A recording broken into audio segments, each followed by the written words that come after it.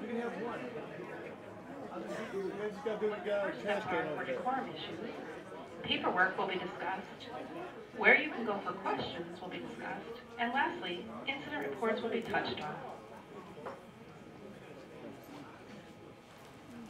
Decorum is discussed in the general laws under 48.8 and is important to the smooth operations of the lodge social quarters. The Board of Officers is responsible for maintaining decorum as part of their duties, and they should do so in an equitable manner for all members. What does that look like? The definition of equitable is fair and impartial. Following the proper procedures should ensure that you are being equitable for all members at all times. When there is a decorum issue, any member or guest can file a complaint. The complaint should ultimately go to the Board of Officers. At times, it starts with the employees, such as the bartender, who could assist the member or guest by writing an incident report. Incident reports are important pieces of paperwork and should be used on any incident, no matter how small. We will talk more about incident report books later. Once a report has been made, either written or verbal, to the officers or bartender, the Board of Officers should investigate and determine what, if any, further action is needed. If a verbal complaint is made to a bartender or officer, they should then create a written record by immediately making an incident report and asking the reporting person to sign it, or if any witnesses are present, having a witness sign if available as well. Do not confuse 48.8 with any other section in the General Laws book. Lodges often try and reference sections that cover formal disciplinary charges. However, disciplinary charges and proceedings involving formal charges are not under the jurisdiction of the Board of Officers. First step after the complaint is received is to agree to take some type of action. If the incident was physically violent or the police were called, a vote may be taken over the phone to immediately suspend the member's privileges pending a hearing and setting a hearing date. A letter should then be sent notifying that member of the decision to do so. This letter is called a notice to appear before the board. At the next in-person board meeting, they should vote on that decision in the minutes to make it an official record. Otherwise, if the board can physically meet for a normal non-emergency decorum issue, the letter should be done after they meet, discuss, and vote to move forward with the hearing. It is not necessary to suspend a member's privileges if the board feels the situation does not call for it. The board should then send the notice to appear before the board as soon as possible within a minimum of 7 days of the hearing. Note, you will see an example of a decorum notification letter during this presentation. The accused must receive the notice at least 5 days prior to the hearing. This means you must mail out a minimum of 7 days prior. That way, you do not account for the day of the mailing or the day of the hearing. Pay attention if there is a holiday or weekend and account for extra mailing time. Mailing the notice more than 7 days in advance of the hearing is a good choice as well. If the notice includes a suspension pending the hearing, you may keep a copy in a sealed envelope with the member's name on it behind the bar to be presented to them if they show up before receiving their mailed copy. Remember that the member shall be given a written notice to appear, not just be verbally told to show up at a meeting. The notice to appear needs to have 6 key points of information, which are spelled out in the general laws under 48.8. We will go over these 6 points listed here in more detail in the following slides. Before you get to this point, if you have any questions or clarifications needed of the process, you should contact your territory manager, regional manager, or the compliance office. Take a moment and write down this phone number for decorum questions. If you miss it, it appears again later. The contact information below is also listed on the back cover of the general laws.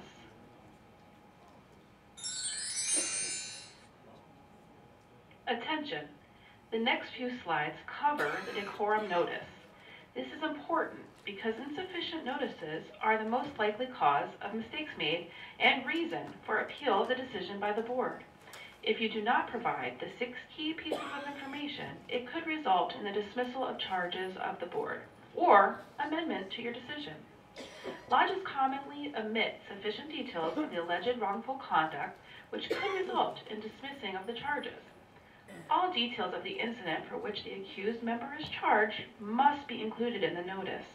We will cover the 6 key points on the notice previously mentioned, and they are listed out in the general laws in section 48.8 as well. General notice to appear before the board, the date, time, and location of the hearing must be indicated on the notice. You must list a detailed statement of alleged wrongful conduct to include date and approximate time of the incident, location and circumstances of the incident, with any other information needed to apprise the accused of what they are being charged with. The notice must include the rule or regulation violated as well. They must also be informed that they have the right to testify at the hearing, as well as the right to bring witnesses. You should not list any witness names on the notice. This is due to maybe their fear of retaliation. You also should not copy or share the incident report with the accused, as there would be identifying witness information on there. The reason for not sharing this is all of the information placed on the notice should properly apprise them of what they are accused of. The final information to be listed on the notice is that they are not entitled to be represented and cannot confront or cross-examine witnesses. Remember, this is not a court of law. It is merely an investigatory process for the lodge to determine what, if any, consequences should be handed out due to a decorum issue. Let's talk about something we call a silent witness. This should be used only when necessary and appropriate to use. A silent witness would come if an accused is nervous or scared to come to a hearing on their own. They may be allowed to bring a silent witness to sit in the corner and be there only as moral support and not participate in the hearing. This should be approved through the territory manager or compliance office beforehand. For example, if a female member accuses one of the Board of Officers of grabbing her in a sexual manner in the food pantry but has no witness to the event, they may be scared to come along because if there is an all-male board or for other reasons, they might fear to come by themselves. They can ask the territory manager or compliance office to be granted an officer from the chapter or another neutral member to sit in the room silently as moral support. If they make this request, the Board of Officers should work with them as it would be the right thing to do. Here are some incorrect examples of listing the wrongful conduct portion of the decorum notice, the number 2 key point needed. None of these 3 examples give all of the information needed, nor do they say what the member is accused of.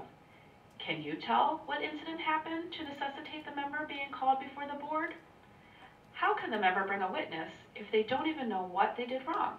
Remember, they need to give a detailed statement of the alleged wrongful conduct, including the date, approximate time of the alleged incident, location, circumstances, and other information sufficient for the accused to be apprised of the charges.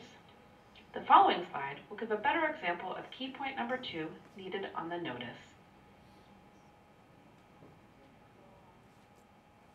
Here is a correct example. The notice to appear before the board would begin something like, Mr. Smith, you are charged with a violation of section 48.8 of the general laws for threatening member Bob Jones with bodily injury with a pool stick on December 31st of 2021 at approximately 10:30 p.m. in the social quarters of Mooseheart Lodge number 2655. Now, can you tell what incident happened to necessitate the member being called before the board? Would the member be able to bring a witness knowing that they were accused of? Yes. They should be able to with all of this information provided. Try and remember this notice later on in the presentation. You can find and use a template for a notice to appear before the board online at mooseintl.org by going to the members area, clicking on Forms and Documents, and then choosing Compliance Office. Scroll down to the special notices, and once you click, you should see choices including the generic notice to appear before the board. Using this template, you should help ensure that all 6 key points needed per the general laws will be on the notice. Members can still appeal your decision, but following procedure and having proper paperwork should help ensure your decision does not get overturned or amended. The wording here is the minimum and maximum needed for the notice. Often, officers will add extra wording or stipulations or omit information. Doing so could cause a reason for appeal if your additions or subtractions of information go against the general laws. We recommend using the template. Now you have set the hearing and set the notice. What else do you need to know? This is another area where paperwork and documentation are important. Take good notes and make thorough minutes. You need to break into executive session and keep all notes and minutes from the decorum separate, as they should not be read during a general membership meeting. Decorum issues are confidential and should not be discussed outside of the meeting and never in the social quarters by any officer or employee who may be aware of the incident in question. Remember to be impartial during these hearings and investigations. If you or another officer have an interest in the outcome of the vote, you must recuse yourself from the process or ask the officer to be recused. Never give the member a verbal decision before they leave. You need to discuss and vote before a determination can be made. By sending them home before telling them their consequence, this should help avoid sending them away angry and taking away the opportunity for them to travel through the social quarters ranting and raving about the outcome. There is no such thing as probation. The board needs to vote and decide on a consequence or take no further action. Remember that sameness isn't always fairness in all situations. If both parties involved have equal blame, then perhaps they get same or similar consequence. If the parties have vastly different involvement and the reasons for involvement differ, then they should not get the same consequence. Let's discuss sameness isn't fairness as well as progressive consequences next.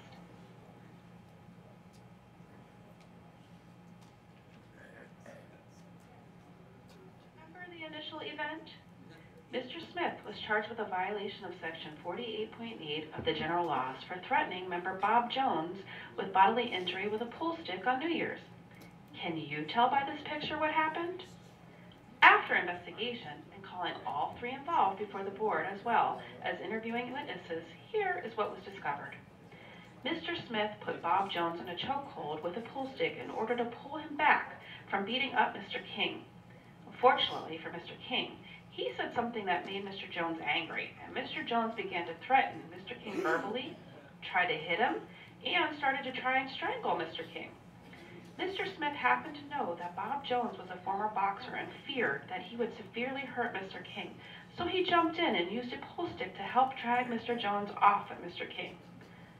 All three were involved, but is the same consequence fair in this scenario?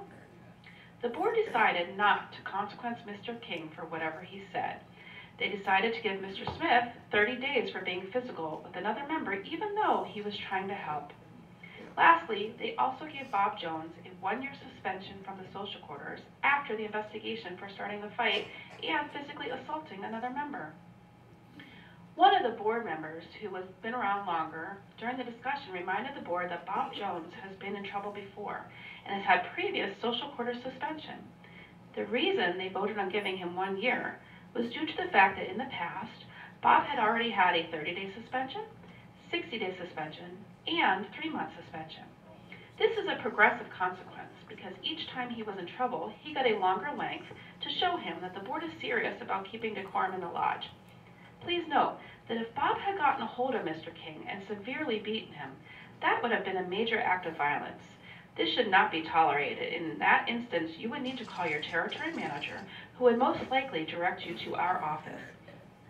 We may impose more severe penalty for something that is unbecoming of a moose member, such as physically violent assaults. Even in this instance, since this is the 4th time that Bob Jones has been in trouble, the lodge could call their territory manager or the compliance office to ask what they should do about the member who continually causes a problem. Our office could issue further consequences up to and including expelling him from the Moose organization. This is where your paperwork is important because you would need to submit to our office everything that you have on his past investigations and incidents.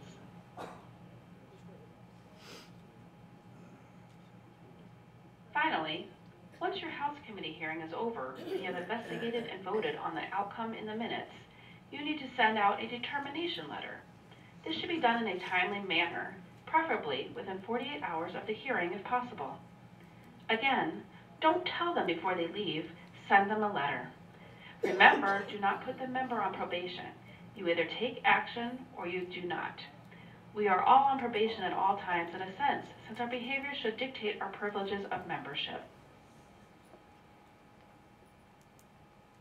Here is an example of a determination letter. A template of this cannot be found online, but can be given to you by the compliance office if you'd like one. The determination letter only needs to tell the member what the outcome of the hearing was, such as how long their social quarter privileges are suspended. Remember, unless the accused member waives their right in writing to appear before the board, they must attend a hearing before the Board of Officers can make a final decision. After proper notice, if the accused member fails or refuses to appear before the board, the member shall remain suspended until they appear at a hearing before the Board of Officers. If they are reaching out to the board to set a new date after missing a hearing, the board should work with them to set up a new hearing to appear before the board. Any questions on this, you should contact the compliance office. All lodges operating as social quarters should have and be using a social quarters incident report logbook. The social quarters incident report logbook is intended only for the reporting of incidents occurring in the social quarters that could give rise to an insurance claim. The social quarters incident report logbook is intended for the recording of incidents only. An incident includes, but is not limited to, injury to a guest or member, injury to an employee or volunteer, property damage, a physical altercation, theft from or by a guest or member, theft from or by an employee or volunteer, a slip, trip, or fall, inappropriate conduct, speech, or actions that could give rise to a claim of harassment, the denial of service to a person or persons. Many more not listed here. An incident report should be one of the first things happening. However, if you discover an incident report was not made for something reported, get that done immediately. Having strong paperwork is the best thing the lodge can do in case the incident comes back up in the future. Even if the incident happens outside in the lodge parking lot, such as two members fighting, it still occurred on the lodge property and should be handled by the board and written in the incident book. Remember, when in doubt, write it out. If you have any questions about the use of the Social Quarters Incident Report logbook, or if you need one for your lodge, please contact Mike Lohr at mleur@mooseintl.org.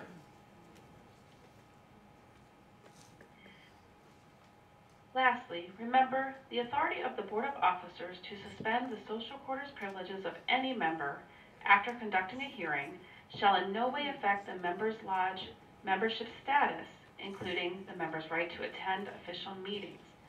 They can also visit other lodges, as the social quarters suspension is only from your own lodge and the lodge's events. If you ever have questions regarding decorum before the process or during the process, do not hesitate to call or email the compliance office. That is what we are here for.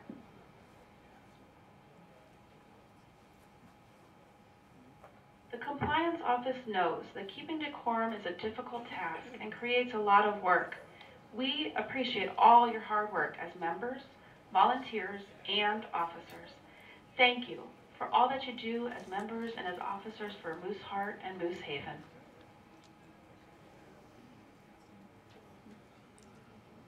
Questions? I know there's none, right? Wow, there isn't? Hard to believe. You want one? Yes. Jill?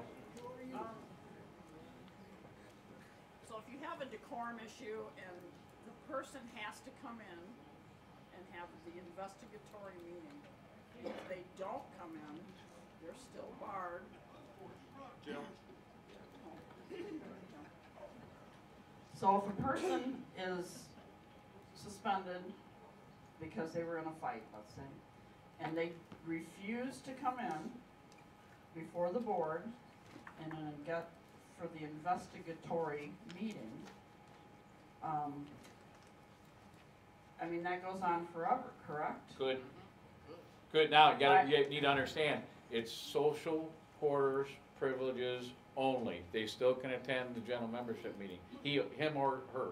Okay, so any words of wisdom on how to get them to come in? We've got one that's last June, and he just says, I'm not coming in. Okay, that's his choice. Well, he paid his dues, I mean, but, okay. His All right. choice, that's all I can tell you.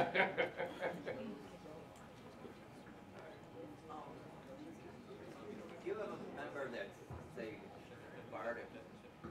barred at one lodge, and they say you can go to any other lodge you want, what if the other lodge called your lodge and said, you got to pay $5? He's only suspended from the lodge that suspended him. He's not suspended from the state of Michigan or the rest of the lodges in the fraternity. So another lodge can't say, no, you can't That's come in, I correct. heard what you did. Now, knowing that, the lodge has the right to refuse service to anybody. According to Michigan liquor law. Daryl's in the back, hang on a minute. But the lodge that suspended him doesn't have the right to share that information with any other lodge. There you go. So, because where did that action happen at? Executive session. What's executive session? Privileged information. Mr. Dale. If you have a situation that a member is undermining your membership in your lodge, and you know it's being done, you gotta have some way to prove it, right? We can't just continually ask members to come into a executive session on hearsay, or we be in executive session every day. Okay. So there's gotta be some sort of documentation or some sort of proof that says this is what that member did. Yeah, there was. And I understand there's members out there that they'll go out to the Eagles and all they do is they say, Gary's a no good sergeant, such and so, whatever the case may be. Or he'll get in the corner at the Moose and he's over there and Gary's a no good, whatever the case may be. Unless somebody actually is there with them and wants to say, that's what I heard, and this is what I witnessed, you don't have nothing. If it happens in another building, you don't have that, then it's on me to say, okay, I'm going after you for defamation of character. Okay. Now we're in a completely different world. Right. The situation came up that Friday nights was a big night. We had a confrontation with the entertainment committee. The band did. I'm not gonna go into details on that. But the following Friday night, it was packed. The following Saturday, that same Saturday, the club was empty. Go back to Friday night, it's packed. Go back to the following Friday night, it's empty. And the same person was doing this. Now me, personally, but I had to keep my mind open. You know what I'm talking about, because Gary was there. They made an offer, he made an offer to them, and they refused it. You come every Friday night? Yeah. You come every, say, 2 Friday nights in a month? They said no. End of meeting. Done. What ruling would that fall under on that person? So you're still under, as long as you have proof, you can invite them into an executive session and say, you need to explain your actions. And if you don't like what's going on, you need to remind that member that, okay, hey, you may not like our decisions, but you don't need to be out in the social quarters trying to start a Hatfield and McCoy situation. Because if you're going to continue to do that, then we're going to take it to the next step.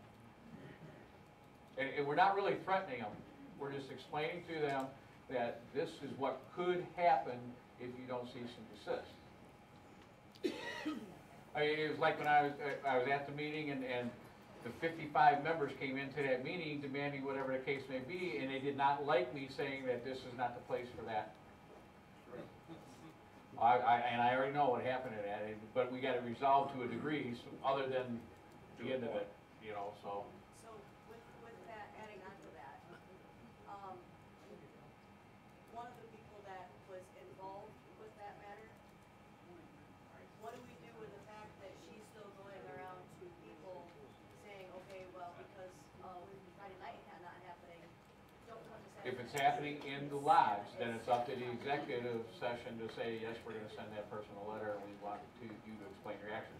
If it's happening outside the lodge, then it's gonna, whoever those character assassinations are happening on, it's gonna be up to that person to say, okay, do I need to go to an attorney, or do I need to move on?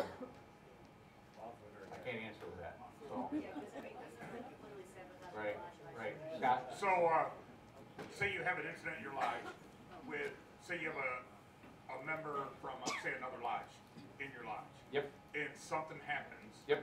And you know, your bar steward comes to you, you go back on, you got the incident report, but you don't really know who the person, you know who they are, you know what lodge they're from maybe, but you don't know a lot of information. You, go back to see it on camera, it's all recorded, everything matches up. Can you contact that other lodge and say, hey, we're having some issues with a member, we need some information, how do we go about doing that? My understanding, Daryl, correct me if I'm wrong, is that you guys can, even though that person's a member from the other lodge, you still have the right to refuse that person to come into your social quarters. But without, like, you know, sharing information, if you don't have all the information, can you contact that other lodge for information? So the easiest way for you guys, and you have that, post something with your bartender saying, if this person comes back in, you're just gonna refuse that person's service. Okay. You know, we don't have that. Yeah, I mean, we can look up anybody's record, but are they gonna show? Probably not, because they belong to another lodge, they're gonna say, I ain't going to that. So the easiest way to do the whole 10 yards is just, you guys go to an executive session and say, we're not, this is an undesirable member from another lodge, and we're not gonna allow them service in our building. Make sure it's documented though, because if we get a phone call and says, well, they're not allowing me to come in there, I'm gonna come in there and say, why? And you guys can show me why, whatever's going on, and we're good. Yes, dear.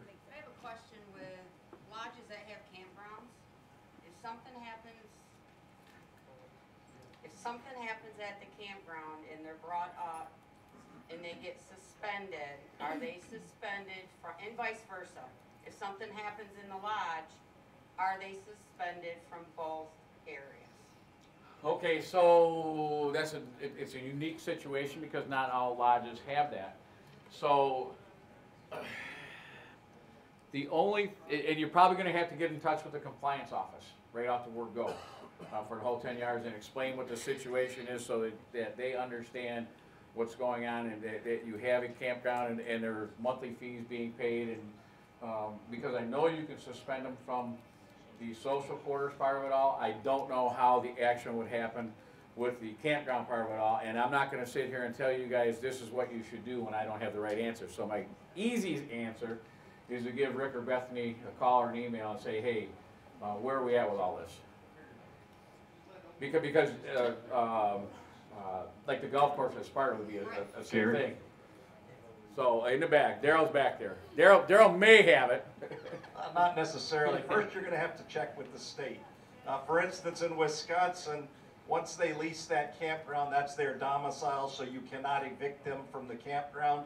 However, they cannot participate in any lodge-sponsored activities that are going on either in the social quarters or at any other location. Which the same would hold true for the golf course. In that particular instance, for sake of argument. So there was somebody else back here, did I see? Anybody else? Questions?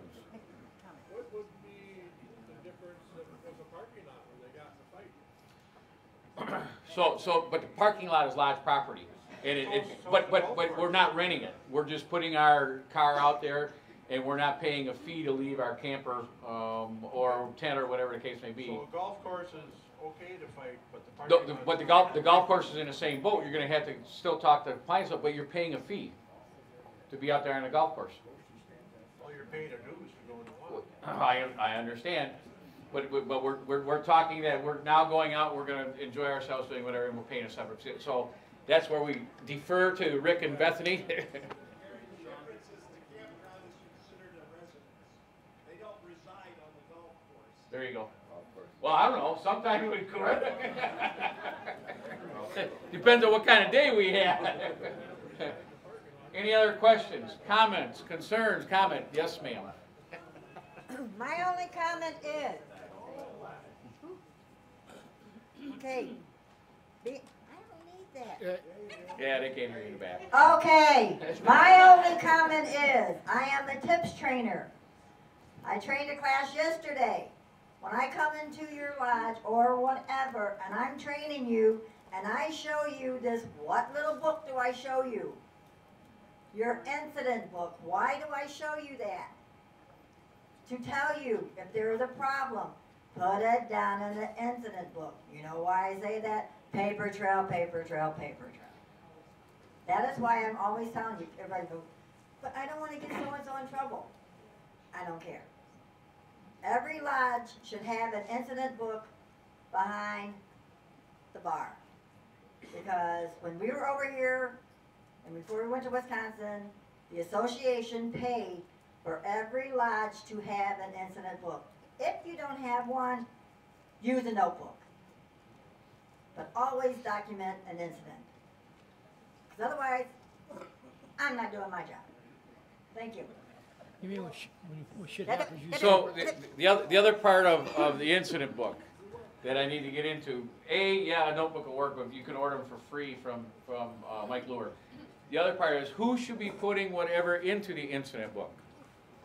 Bartender. And why the bartender? He's in charge. 100% in charge. In the back. Gary, are these videos available on the international site if you wanted to show it to other board members that may not be here or people involved? Sean will have them on the Michigan Moose website when we're done. So if you want to get into and show it at your lodge, you're going to have to click on the read only button because the other is password protected because it's automated and we don't want to lose the automation to it all. So all you got to do is click read only. It'll go up to start slide presentation and off it runs. Robin. Just a quick question. Wonder if the bartender doesn't want to put the incident report in the book. Why? All right, so my first question is why do you have that bartender? Well, that's right. That's why I don't want to do the job. I'm not the one that chooses the employees and I'm not the one that fires the employees. My comment is why do you have that bartender? Anybody else?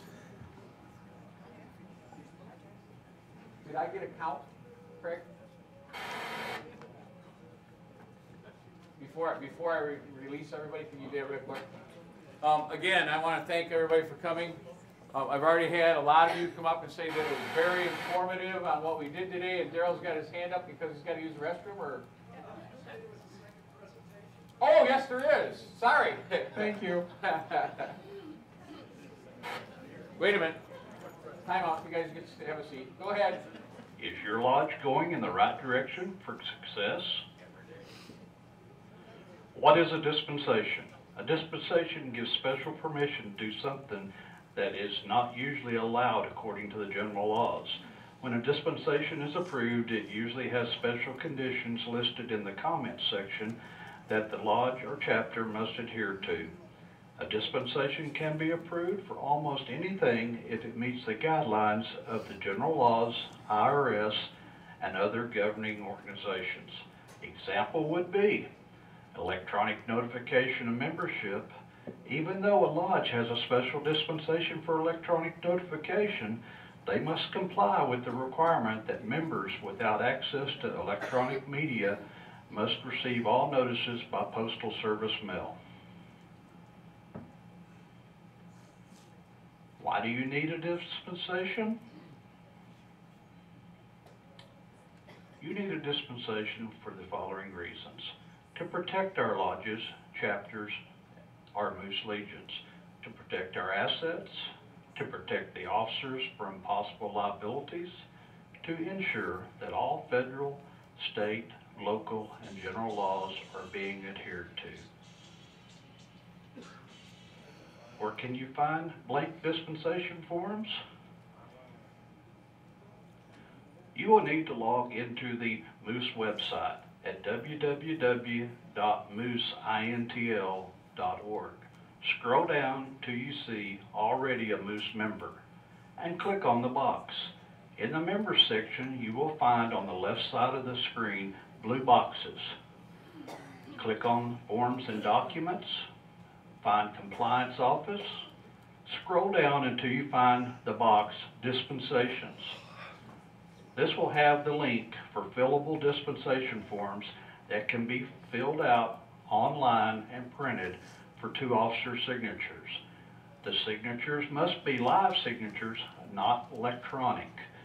After all the information is filled out, then you are ready to email, fax, or mail the dispensation request to our office. Make sure if you fill this out by hand that it is legible.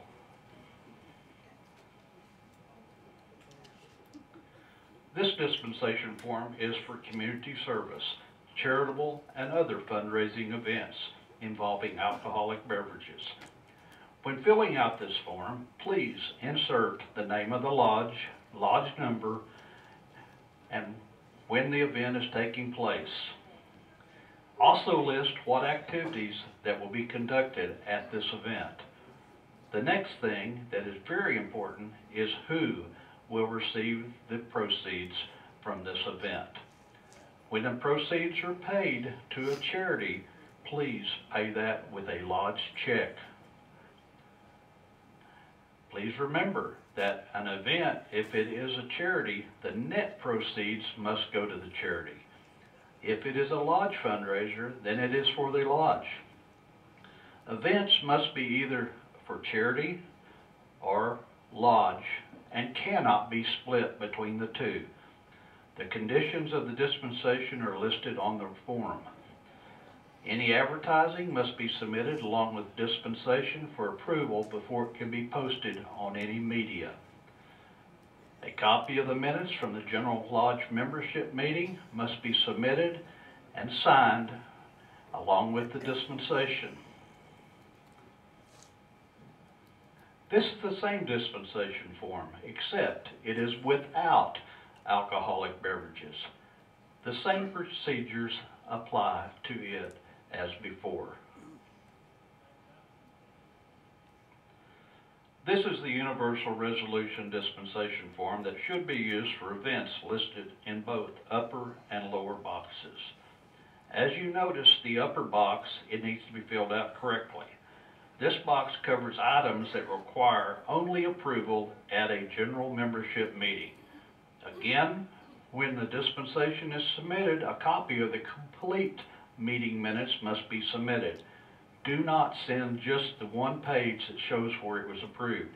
We need to see the complete meeting document from the meeting where approved. Now we look at the bottom of the page. At this section of items, these require a special meeting as per section 42.3 of the general laws for approval. The most common item that is not done correctly is amending the bylaws of the lodge. This covers change of lodge name, general membership meeting time or day, and changing of the lodge dues. As you can see, it requires that after a special meeting, a copy of the notice that was sent to the lodge membership, copy of special meeting minutes, and the signed dispensation be submitted to the compliance office for approval. All of this must be done before the lodge can proceed with any of the items listed. When should you submit a dispensation for approval? No successful events are planned on the day of the event. All successful events require planning and submitting a dispensation. That is part of the planning. When a committee plans an event, it should work with the Board of Officers to ensure that the dispensation is submitted and approved. The suggested time for submitting a dispensation is a minimum of 2 weeks before the event. This will ensure that the dispensation is received and reviewed, and if there are any questions or issues, it can be worked out in plenty of time for the lodge to have the approved dispensation on hand before the event. Last-minute planning never leads to a successful event. After the event, the committee even needs to meet and review the event to see if everything was handled properly, or was there any issues that need to be changed before the next time. These are the three main dispensation request forms. Dispensations are required for almost all activities of the lodge. On pages 131 and 132 of the general laws contain 36 actions that require dispensations, and it breaks it down between what is required for approval in a general membership meeting or a special meeting. Other forms that are misused on a regular basis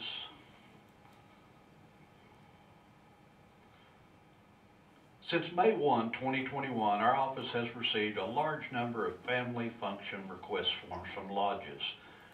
Board of Officers, please take time to review this document as it is for lodge use only.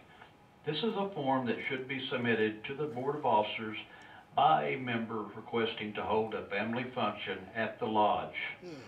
This form should not be sent to Moose International.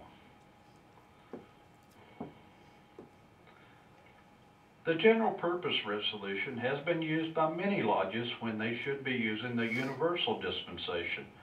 Remember the three main dispensations that we talked about earlier.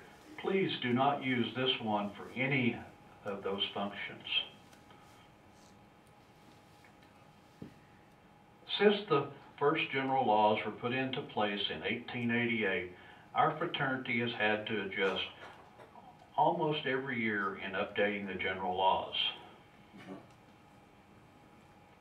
Our goal in the compliance office is to protect and defend the rights of our membership and the Moose, and to ensure that all units of the Moose are educated and understand how to operate a successful lodge, chapter, or Moose Legion.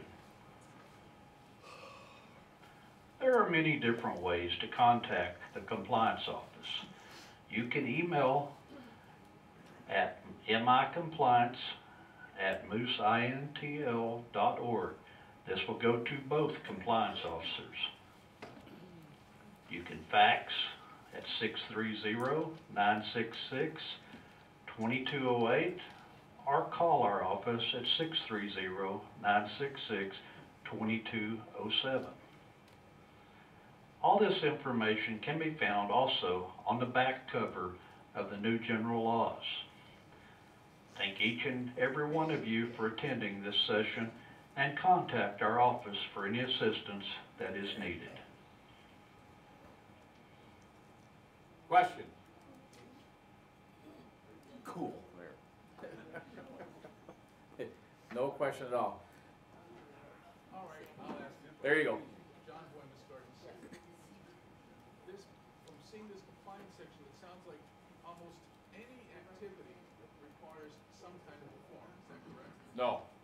No? No. Normal lodge activities won't require it. If you're inviting the public in, yes, it's going to require it. If you're inviting the public in and you're going to have alcohol, then it's another process, because the state says you have to have a special one-day license for the public to be in there. So like Rick was saying, there's a planning stage that you have to be out there, and if you're a newbie and Sean can correct me on this one, for the special one-day license, if you're a newbie, it takes about 30 to 45 days to get the first time license, and after that it's like a week or whatever the case may be. So the first process is the hardest process in getting it all set up. But that being said, you're only allowed 12 a year of open to the public with alcohol. Now, if you also look at it, it says it's a community service event. It's not supposed to be just about opening it up to the lodge. So you need to tie in something to go along with that dispensation where you're involved with the community. Other questions? Yes, Miss Peggy. Whose responsibility is it to fill out the dispensation? So the question was, whose responsibility is it for the dispensation? And I'm sorry to say, brother or sister administrator, that's your job. because it not only requires your signature, it also requires the president's signature. And if you don't have a president, then you're going to use the vice president. You just cross the title out and put the title of that person that signed it. Sorry, can't take no paperwork away there. Anything else? So there's 2 luncheons set up. If you have tickets, you can go to the Moose Riders luncheon. You don't have to be a Moose Rider to go to that luncheon. And the other one is the state significant other luncheon, whatever it's being called this year, I forget now. And that was by invite only.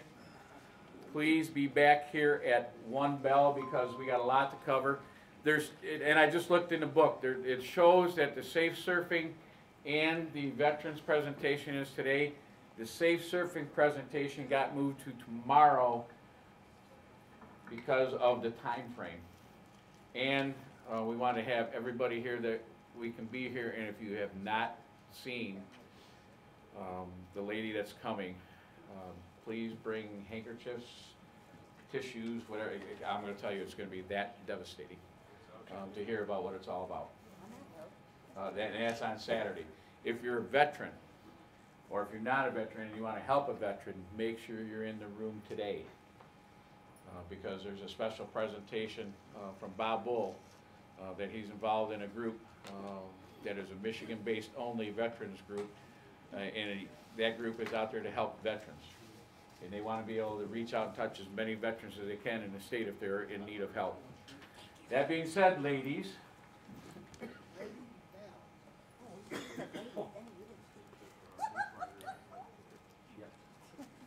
Okay, you ready? Yeah, ready. What kind of a number is You know, I this? slapped my grandson's mouth. 397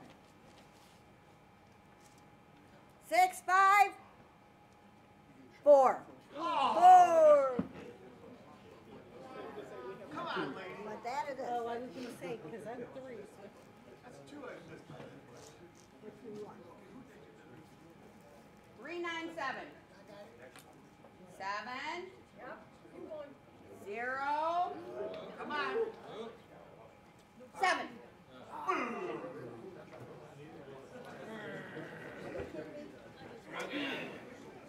Wasn't me. Oh, the double number. Greg! No, I did not know. That's why you're telling what number. See, Mom, she kept the winner and gave me I that. won! She kept the winner. Are you kidding me? You kept the winning ticker and you gave me this devil number? Kathy!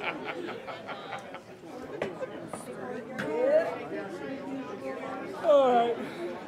Well, shall we go find an alcohol beverage?